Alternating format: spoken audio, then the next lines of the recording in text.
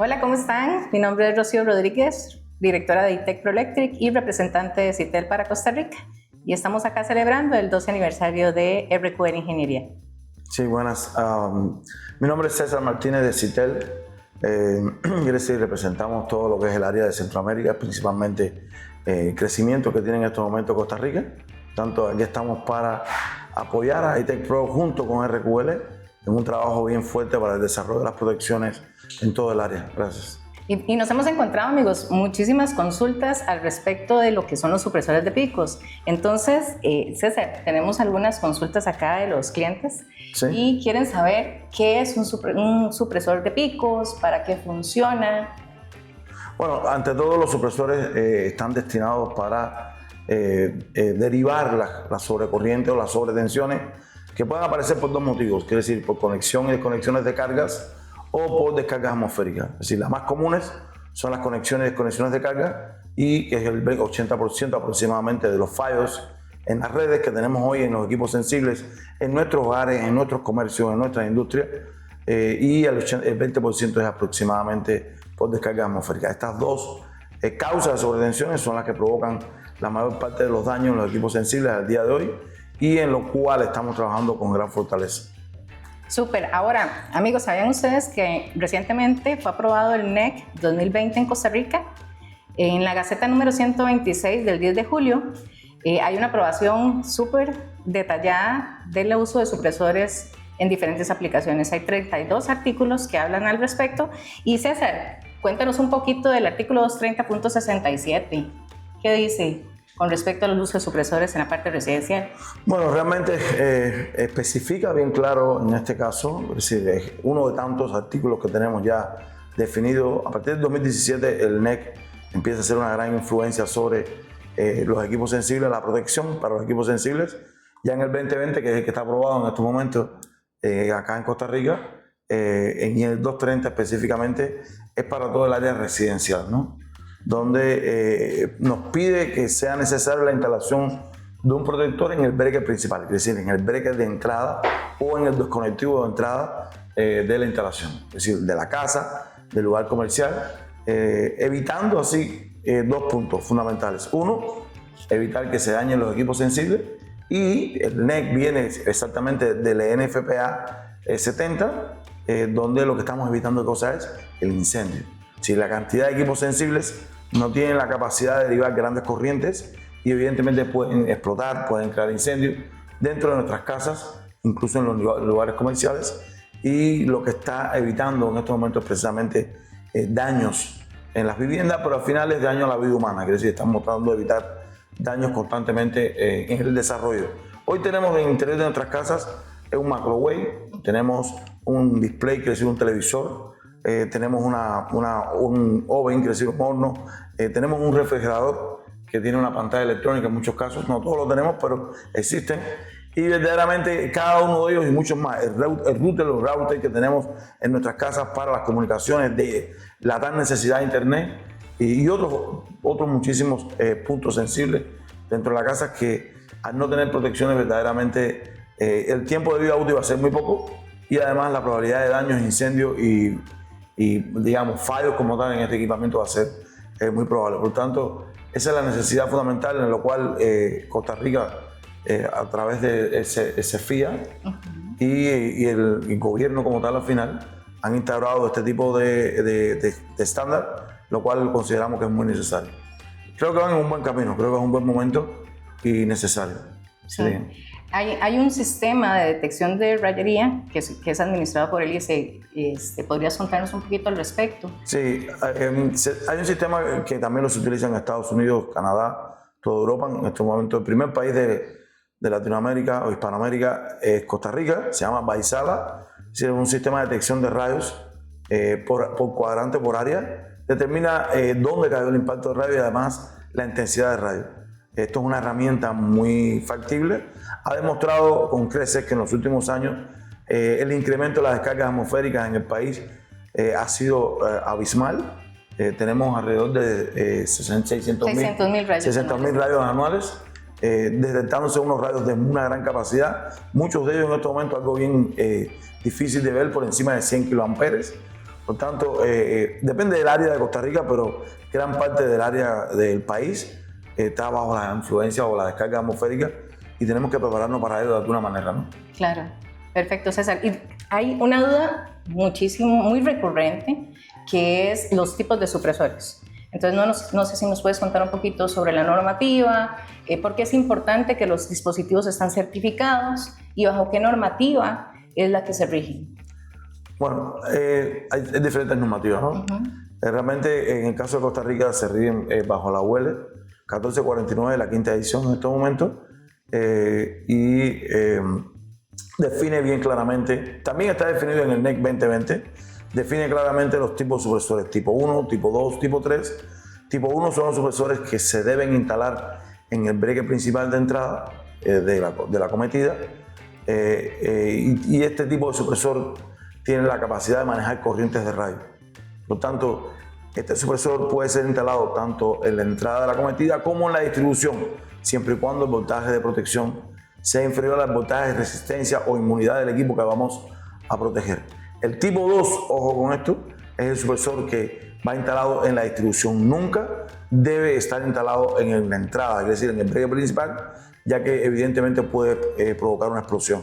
Hay algunos casos de excepción de la regla, pero creo que no es el caso tocarlo en el día de hoy para Costa Rica, porque entonces nos perderíamos un poco en este asunto, y creo que el tipo 1 en la entrada, el tipo 2 en la distribución, y el tipo 3 es el protector que va instalado, digamos, en el outlet o en el tomacorriente o la regleta protegida ya directamente en el equipamiento.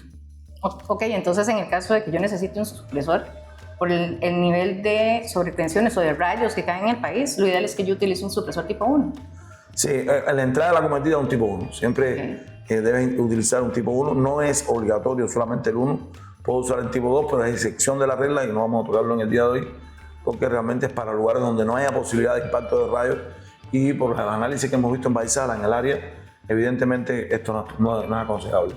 Está bien, por tanto, sí, instalar un tipo 1 sería lo más aconsejable, y un tipo 1 que tenga un voltaje de protección bien bajo, de forma tal que pueda ponerlo tanto en la entrada como en la distribución coordinadamente para que pueda funcionar adecuadamente. ¿Está bien? Ok, y con respecto a la instalación de un supresor tipo 2, ¿hay alguna variación en el tipo de instalación que se debe hacer? Bueno, hay dos definiciones acá. Una, el supresor tipo 1 bajo el UL, la estándar de UL, se puede instalar aguas arriba del breque principal sin desconectivo. ¿Está bien? Siempre que se instale un supresor por debajo del breque principal ya pasa a ser un tipo 2. ¿Está claro? Estamos hablando de UL. Cuando hablamos de IEC, que es internacional, sabemos que hay algunos casos que en el país que traen tipos de supresores que son internacionales o de otros países. Evidentemente, el tipo 1 de IEC, que es internacional, usted lo puede instalar agua abajo del breque principal y sigue siendo tipo 1 para IEC. Lo puede instalar aguas arriba, pero también tiene que tener un desconectivo. Independiente, ¿sí? Entonces. Un desconectivo independiente, quiere decir, tiene que tener un fusible o un breque independiente, aguas arriba. Esa es la diferencia que tenemos con UL, que usted puede instalarlo sin ningún tipo de, de desconectivo o breaker, ¿no? Lo puede instalar directamente aguas arriba. Mi consejo en estos casos es que, evidentemente, yo creo que están rigiéndose a través de la UL, instalen los supresores que están comprobados para el territorio americano y que tienen una gran eficiencia. No es que los IEC estén mal, pero considero que sí tienen una mayor, está más bien adecuado al área, ¿no? Claro. Ahora, si yo tuviera que instalar un supresor de estos, César, ¿qué es importante contemplar? ¿Por qué este cableado? ¿Por qué este calibre? ¿Puedo agregar cableado? Cuéntame. Bueno, todos los supresores estándar americanos o estándar UL ya vienen con, con el cable, ¿no? Es decir, aquí ya no llamamos voltaje de protección, sino llamamos voltaje PR, ¿no? VPR. Evidentemente, la distancia del cableado ya define ese voltaje de protección. Si usted extiende el cableado, hay una caída de tensión en cada uno de ellos debido a la impedancia del conductor y el voltaje de protección va a aumentar. Por tanto, el voltaje de protección que usted esperaba para el equipo que va a proteger ya no lo es, incrementó. Por tanto, lo va a instalar por gusto, ¿no? Si no tiene ningún sentido instalarlo extendiendo el cable porque no tiene ninguna manera. Otra cosa, todos los supresores para corriente alterna, como en este caso, son supresores que van a estar conectados en paralelo. Por tanto, la definición de la corriente importa, pero depende de la capacidad del desconectivo y demás, que también podemos en su momento analizarlo, pero la capacidad en corriente, al ser las sobretensiones que hablamos acá son transitorias. Sí, estamos hablando de 425 kHz hacia arriba, y evidentemente cuando aumentamos la frecuencia podemos pasar mayor cantidad de corriente a través de los conductores tan finos como este. Esto creo que es un calibre de 12 o 10 y evidentemente nos permite a nosotros pasar grandes corrientes. Ese es el asunto por el cual, pero nunca extender el conductor. Usted lo puede cortar. Sí, mientras más corto sea la distancia, mucho mejor. Concepto básico. Mientras más corta sea la distancia del cableado, mucho mejor. ¿Está bien? Eso es un punto bien importante a tener en cuenta. Y que no hagan curvaturas, no hagan lazos, porque realmente lo que estamos creando es un inductor. ¿Está bien? Es importante que sean lo más recto posible y evitando ningún tipo de curvatura, sobre todo las curvaturas a 90 grados. Si estamos hablando que tiene que tener de 60 a 30 grados la curvatura del cable para evitar el efecto de mecánico ante grandes corrientes y no se parta y nos crea una situación bastante desagradable. Ok, entonces yo podría instalar un supresor de esos en el tablero de mi casa perfectamente. Sí, claro. ¿El modelo cuál? Este es el M50. Perfecto. Este es un M50, tiene 50 kA de corriente máxima y es un tipo 1. Sí, está adecuadamente preparado para instalarlo y creo que tiene un gran desarrollo. Creo que es uno de los supresores que más se venden o más se diversifica en Citel, porque es un bien aceptable. Es un supresor que tiene un IP67. Sí, es casi sumergible, y no lo pongan dentro del agua, pero es casi sumergible y está muy robusto. Tiene un tema 4X, sí, lo podemos poner en las zonas costeras, en las montañas, en las ciudades, en cualquiera de estos sitios. Ok, y si tenemos un tipo de supresor como este que le llamamos Real Beam, ¿cómo funciona la instalación y dónde está el valor de protección? Bueno, este supresor tiene algo a diferencia de este supresor, que es, digamos, estándar americano. Aunque está certificado igual a través de UL, si este es un tipo 1 UL, evidentemente este supresor, el voltaje de protección está sin los cables. Por tanto, el voltaje de protección en los bornes del supresor. Por tanto, la distancia de cableado que usted va a instalar entre la línea y el supresor y la tierra, evidentemente tiene que ser la menor posible. Hay una regla que conocemos como la regla de los 50 centímetros, ¿está bien? Por tanto, la distancia máxima queremos que sea 50 centímetros entre la línea y la tierra, la distancia más corta posible. ¿Por qué? Porque la caída de tensión en el inductor, que es este cable, un cable que va de aquí a la línea, evidentemente, o a la fase, evidentemente hay que calcular esa caída de tensión y hay que sumarla al valor de voltaje de protección. Un poquito más técnico, pero no quiero ir mucho más allá, pero sí para que conozcan que la distancia tiene que ser lo más corta posible. Si no, tiene que sumar las caídas de tensión en cada uno de los puntos. ¿Está claro? En cuanto a fin de vida útil, ¿qué pasa si tengo un supresor colocado como esto? ¿Qué le puedo cambiar? ¿Qué no le puedo cambiar? Y en el encapsulado, ¿cómo funciona también? Ok. El supresor encapsulado, ya lo dice la palabra, usted puede remover la cápsula una vez cae un fallo. Usted va a tener dos tipos de alarmas. Va a tener una alarma, digamos acá, con una bandera roja, no hay un problema, y va a tener un contacto seco que le va a permitir enviar señales de cero potencial hasta 250 volts. Ese es en este caso, ¿no? Es decir, vamos a tener este tipo. El fin de vida útil es precisamente eso, ¿no? Okay. Vamos a ver la alarma en ese momento. ¿Podemos cambiar el cartucho? Podemos cambiar el cartucho en caso que se dañe. Okay. En el caso del encapsulado, aquí vamos a tener unos LED que nos va a identificar exactamente qué es lo que está sucediendo. Si cuando esté en verde, amarillo, verde, nos va a decir que está correctamente, que está funcionando bien, y cuando pasa en rojo o se apaga, evidentemente está fuera de servicio. En este caso, cuando ocurre este tipo de falla, hay que reemplazar completamente la unidad, porque ya está fuera de servicio, es decir, no es reemplazable como este caso. ¿Está bien? Claro. Ahora, César, vieras que hay muchas dudas con respecto a la diferencia entre un supresor y un regulador de voltaje o un monitor de fase, ¿verdad? Hay muchos, o un UPS. Sí, exacto. Claro. Y creemos, tenemos la tendencia a pensar de que estamos realmente protegidos solo con una UPS. ¿Es esto cierto o es mentira? No, lo que pasa es que sí, a ver, la UPS es un backup, una protección de calidad de energía, ¿está bien? Y respaldo de energía. Son dos puntos, calidad de energía y respaldo de energía, ¿está bien? Pero evidentemente, si hay una sobretensión, el UPS en su momento puede fallar, por supuesto que va a fallar ante una sobretensión se va a ir a dejar de funcionar su cargador y va a sacar del servicio el UPS, pero no lo va a sacar del servicio, va a pasar a bypass. Por tanto, ante cualquier otra sobretensión va a ir directamente al equipamiento. Pero además, usted está sacrificando, ¿qué cosa? Está sacrificando un equipo donde realmente esa no es su función. Su función es calidad de energía y respaldo en energía. La función de protección contra sobretensiones es de los supresores. ¿Está claro? Por tanto, si usted tiene un regulador, si usted tiene un UPS, evidentemente usted está buscando la calidad de esa energía, pero no tiene la protección, no está definido o diseñado para la protección contra sobretensiones. Son dos puntos completamente diferentes. Eso es bien importante que lo conozcan. Perfecto. Sabemos que muchas personas en la parte de aire acondicionado instalan monitores de fase. Sí. ¿Okay? Pero eso le va a dar un rango de actividad o de servicio a un equipo siempre y cuando se mantenga en ese rango de voltaje. Sí, a ver, estamos hablando de dos cosas diferentes. Sí, estos equipos de aire acondicionado son para sobretensiones permanentes. Claro, estamos hablando o bajo voltaje. ¿Está bien? No, el supresor no tiene nada que ver con eso, es diferente en ese punto. El supresor es para sobretensiones transitorias. Picos de voltaje, como los conocemos. Picos de voltaje, pero a partir de los 425 kHz no estamos hablando de 60 Hz. Sí, esto que estamos hablando es de 60 Hz y estamos hablando del diapasón de tensión. Es decir, evidentemente puede estar un 30 o un 50% por encima del valor nominal, pero aquí estamos hablando de 100 veces el valor nominal. Es decir, incrementa muchísimo y no tiene nada que ver una cosa con la otra. Son dos puntos completamente diferentes. Ok.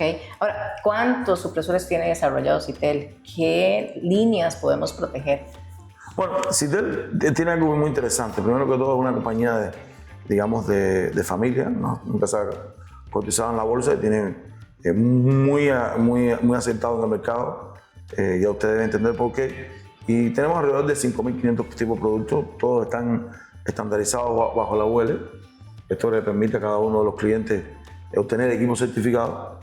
Y además, Citel, primero que todo, hace supresores de corriente alterna, para corriente alterna, directa, coaxiales, cargadores de gas, como tecnología. Después, las aplicaciones, lo llamamos aplicaciones fotovoltaicos, eólicos, alimentación de corriente alterna en la entrada de las casas, telecomunicaciones, data, internet, es decir, antenas, quiere decir, hay un sinnúmero, sistema de distribución de antenas, es decir, hay un sinnúmero aquí que estamos en una compañía en estos momentos que trabaja el tema de bombas, si todo lo que es el sistema de bombeo, todo lo que es control de variadores de frecuencia, PLC, muy importante en el mundo de hoy, estamos en el siglo de los 0-1, por tanto es bien importante que conozcamos la necesidad de proteger este equipamiento.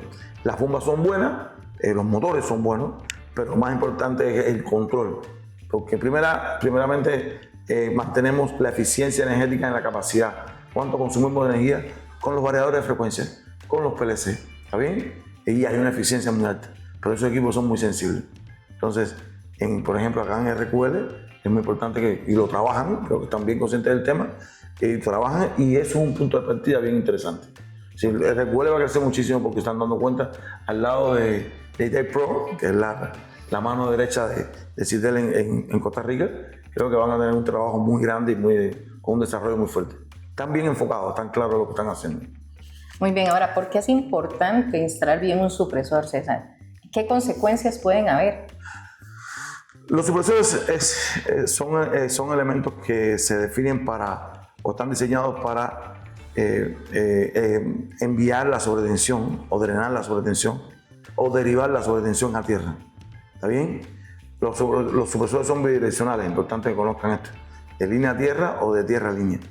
Pero lo que sucede es que si usted instala mal el supresor, si usted le pone un cableado excedido, si usted lo instala cuando pone la tierra, no está completamente fuertemente conectada y otras series de características, evidentemente el punto de menor impedancia no va a ser el sistema de tierra al cual vamos a derivar esa energía, sino va a ser el equipo que vamos a proteger agua abajo.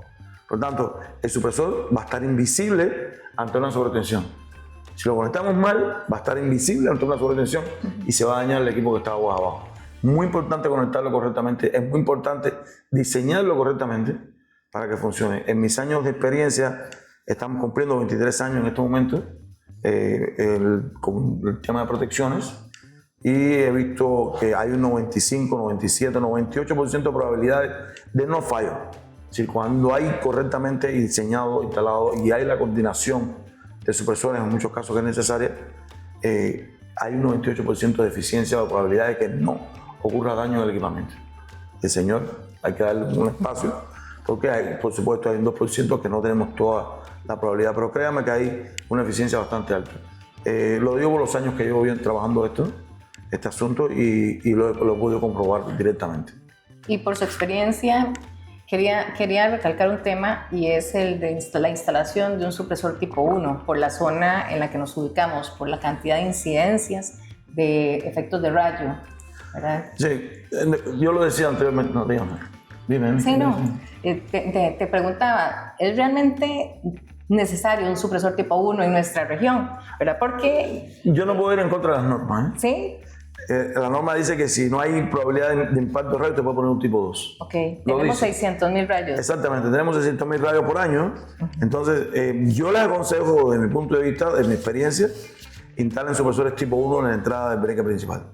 Ahí van a tener una mayor probabilidad, o que van a tener una seguridad de, primero que todo, que su instalación, su casa, su comercio esté protegido en primero y en segundo, que no se destruya el equipo. Porque el equipo puede destruirse. Si la corriente pasa por encima de su capacidad, se va a destruir. Si es tipo 2 y hay una descarga atmosférica, no va a tener la capacidad de derivar esa corriente, por tanto puede haber una destrucción como tal. César, en la parte de seguridad de un hogar, los clientes nos preguntan, ¿el supresor siempre se sacrifica? ¿O lo ven como un elemento pasivo? ¿O como un seguro, como comprar un seguro, hasta que no nos pasa un evento realmente? No creemos que lo necesitamos. Bueno, realmente el supresor no es que se sacrifique. La función del supresor es, siempre que venga una sobretensión, derivar la tierra y después regresar a su posición inicial. Es decir, él tiende a degradarse con el tiempo debido a los impactos de las sobretensiones, pero el supresor como tal no tiene que sacrificarse obligatoriamente.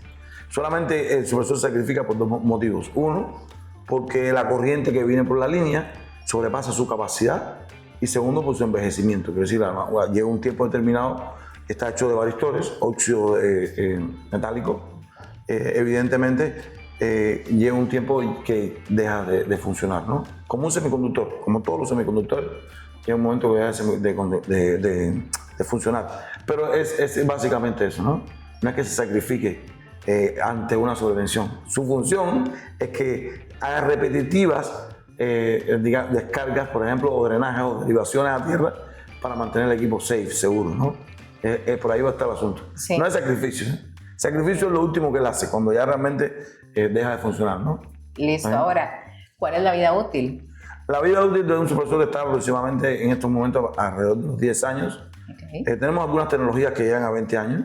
En el caso específico de Citel. En el caso específico de Citel tenemos algunas tecnologías que llegan a 20 años, pero la media son 10 años aproximadamente.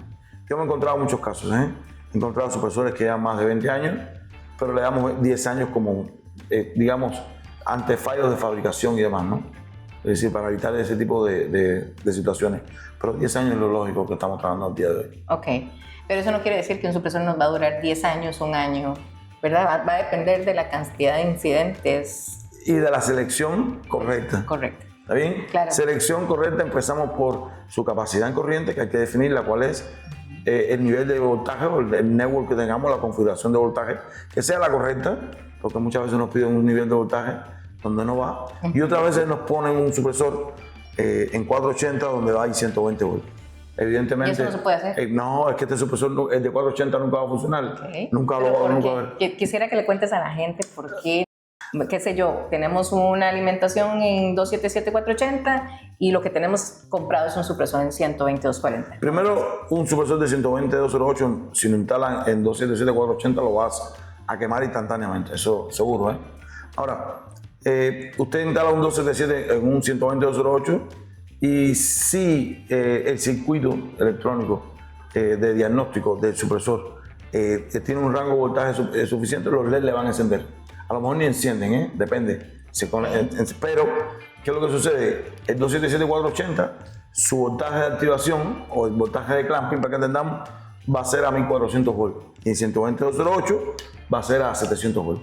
Por tanto, si usted tiene un equipo a 120 volts, por tanto, los componentes internos de ese equipo están diseñados para que soporten una cantidad de tensión o corriente. ¿Está claro? Okay. Si usted le dobla ese voltaje o esa tensión, evidentemente va a dañar el equipo agua abajo. Ahí es donde estamos más o menos el asunto.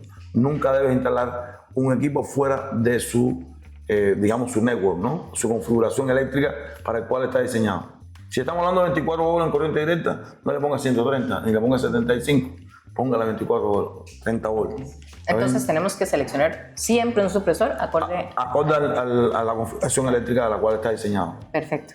Nada más como para cerrar, amigos, para que conozcan un poco de la línea de supresores, podemos ayudarles en supresores en corriente alterna, corriente directa, coaxial, radiofrecuencia, telefonía, fotovoltaico.